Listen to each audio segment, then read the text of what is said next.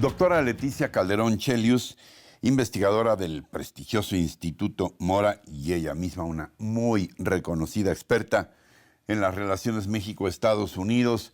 Gracias, como siempre, doctora, por tu apertura, por tu generosa participación siempre con nosotros.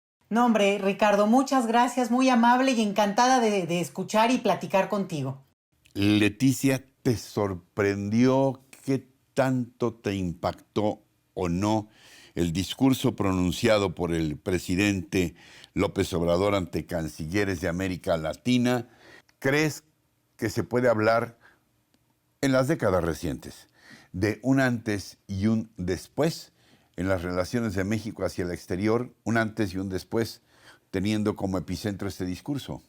Este discurso y a este presidente, Ricardo, ¿no? Yo creo que sí estamos en un momento que realmente cambia el discurso, el tono, el tipo de palabras que se emiten, incluso la introducción de un nuevo léxico, que a mí me parece que, bueno, por un lado es así, digo, hasta poético, narrativo, pero que tiene un contenido muy fuerte que no hay que descartar. Y en ese sentido sí me parece que es muy interesante porque habíamos visto, y lo sabemos bien, un López Obrador más doméstico, que no está en lo exterior. Lo suyo no es digamos, las relaciones internacionales ni estar en ese escenario. Se lo había relegado mucho más al canciller. Y ahora, bueno, pues en su papel de presidente, obviamente, y de anfitrión, hace un discurso que desde mi punto de vista es un discurso valiente, con mucho en su estilo, esta parte de, bueno, toda una cuestión histórica, narrativa interesante, a propósito de Simón Bolívar, pero después, pues aprovecha para echar 2 o 3 elementos que marcan, y yo creo que aquí está el después de que tú preguntas, sobre qué vendrá o hacia dónde podríamos estar pensando que se puede estar posicionando México, no solo en el liderazgo obvio latinoamericano que tiene, y ahora con este presidente también en otro tono, sino también qué podría estar empujando México hacia la siguiente etapa. Ojo con esto, López Obrador, pero Sí. también un canciller que es al que le tocaría, ¿eh? Ahora, ¿tú crees que López Obrador en sí mismo está buscando un liderazgo en América Latina? Mira, no creo que en sí mismo sea su objetivo este liderazgo, pero sí aprovechar el momento histórico, no solo del país, sino incluso la relación con Estados Unidos, muy complicada con Trump, aparentemente con otro tono con Biden, pero el mismo Biden buscando legitimarse frente a sus opositores, que es duro esto, y bueno, donde México juega un papel fundamental. Entonces, si no es un liderazgo personal, no me parece, porque ni siquiera es el estilo de López Obrador. Sí es que cosas que ha pensado de toda la vida, digo, así lo veo yo, las está diciendo en voz alta y aprovechando también, ahí sí, su fuerza, su presencia para, por ejemplo, frente al tema de Cuba, claramente manda un mensaje muy fuerte y es apoyo, presencia de México e incluso, bueno, directamente diciendo habría que subirle el tono a la relación en el sentido de que Estados Unidos, pues por favor, entienda y cambie su política hacia ese país. Entonces, tomando una posición muy fuerte. ¿Crees que esta diferencia, podríamos decir que radical, en la propuesta del estilo de relaciones con Cuba y la crítica muy directa a Estados Unidos, puedan complicar la relación del Palacio Nacional con la Casa Blanca? Mira, yo no creo que lo vaya a complicar en lo inmediato porque de por sí Cuba es un tema-problema, ¿no? Siempre en términos del discurso. Divide, tiene opositores, a favor, o sea, en toda América Latina, no solo en México. Pero Sí. yo sí creo que en este momento tal vez pueda ser y constituirse incluso como una opción que permita que, bueno, pues de repente algún grupo en Washington que está empujando por esta opción más suave, más light, no necesariamente la dura contra Cuba, en Estados Unidos me refiero, encuentre una alianza que permita decir, bueno, en términos de relaciones internacionales se podría, te digo, no sé, no creo ni siquiera que resolver la situación, obviamente, con ese país, pero sí tal vez temas como remesas, que el que vino a quitarlo fue Trump, remesas para Cuba. Entonces, son temas que la propia administración Biden es probable que buscaría recomponerlas y si tiene alianzas en otras partes, bueno, pues puede ser un elemento que no le complique menos, digamos. No tanto que le ayude como que le complique menos. Ahora, López Obrador plantea un nuevo estilo de relación, no solamente en el caso Cuba, sino de relación de Estados Unidos con el resto de los países latinoamericanos. Dijo de forma muy cruda, hay 200 años de deseos injerencistas, por plantearlo sintéticamente, de parte de los Estados Unidos, que están acostumbrados a quitar y a poner gobiernos, etc. Esto, dijo, tiene que cambiar.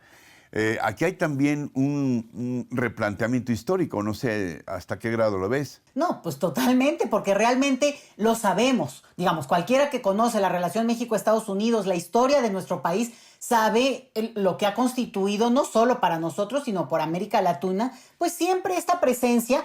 El caso más fuerte, digamos, que ahorita va a tener consecuencias inmediatas es Honduras. Digamos, no se nos puede olvidar que en unos meses hay elecciones en ese país donde hubo una intervención directa de Estados Unidos hace un par de años con las consecuencias que incluso nosotros hemos vivido. Entonces, a lo que voy es que esto no es oculto, pero no se estila que un presidente venga y lo diga, digamos, abiertamente, y menos en un tono, si tú quieres, suave, decía yo, muy narrativo, muy jugando con la historia, pero es la realidad, uno. Pero la otra es que implica también como un reconocimiento de algunos datos que están ahí, y dice López Obrador, a ver, ojo, China se está posicionando como el país hegemónico en el sentido de la presencia comercial, económica a nivel mundial. Y en unos años esto va a tener más fuerza. Y Estados Unidos va para abajo en ese sentido, en ese equilibrio.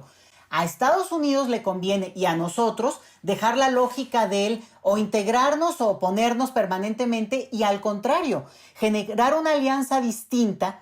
No se nos puede olvidar también la altísima presencia de personas de origen latinoamericano en Estados Unidos, que también son una energía que cambia a ese país, ¿no? 30 y tantos millones. ¿Sí? Así es. Entonces, en ese sentido, bueno, de repente lo que puedes tener es un nuevo acuerdo, que es lo que dice López Obrador, y en ese sentido es más hablándolo como digamos, un político de mucho alcance, pero no necesariamente porque esto va a hacerse o esté diciendo que van a avanzar ya con una propuesta. Sí anuncia un cambio que tendría que tener la organización, en este caso la OEA, ¿no? Como diciendo, ya la OEA no tiene la legitimidad que sirve para que en este caso los países latinoamericanos pues nos conformemos como bloque. Tocas uno de los temas que mediáticamente más llamó la atención de este discurso. A ver, que desaparezca la OEA, que ha tenido una actitud lacayuna. Pues lacayuna, pues solamente que sea con Estados Unidos, no vemos ninguna otra posibilidad. Y hacer una entidad latinoamericana, regional, pues, al estilo de la Unión Europea. ¿Tú ves esto viable? Esto se ha venido discutiendo hace mucho tiempo. Bueno, realmente para quienes hemos seguido esta historia y además también por el tiempo que ya llevamos en esto, sabemos bien que cuando se discutió el Tratado de Libre Comercio, Ricardo, una de las cuestiones era poner en la mesa el tema de la Unión Europea, ¿no? que estaba también transitando y consolidándose como un ejemplo que podríamos seguir, y no el tipo de tratado comercial que nosotros al final sí seguimos. Entonces, no es una novedad en ese sentido. Te diría que incluso algunos de los principales detractores hoy de López Obrador pues acuñaron esa posibilidad. Tiene implicaciones muy fuertes, pero porque, bueno, por muchas cosas, aunque ha habido este tipo de ejercicios, por ejemplo, en Sudamérica, esta cuestión de generar todo un mercado común, un tránsito fronterizo más viable, una serie de cosas que permitan constituirse como economías más interconectadas, pero también como sociedades entrelazadas. Esto no existe en esta parte del continente. Nosotros, al contrario, le cerramos la frontera a América Central de una manera feroz. Entonces, se está diciendo, yo creo que más en un sentido de propuesta, de ideal, de faro posible, por la parte narrativa. Por la parte política es contundente. La OEA no representa más ya los intereses que pueden aglutinar, y efectivamente creo que sobre todo lo que ocurrió con Bolivia. Me parece que ahí sí el golpe para Almagro, sobre todo, fue muy duro, porque finalmente, pues sí, hubo después una elección muy contundente, y al final pues ese personaje tampoco ha sido amable. Recordemos que también dijo cosas bastante rudas al escenario mexicano, ¿no?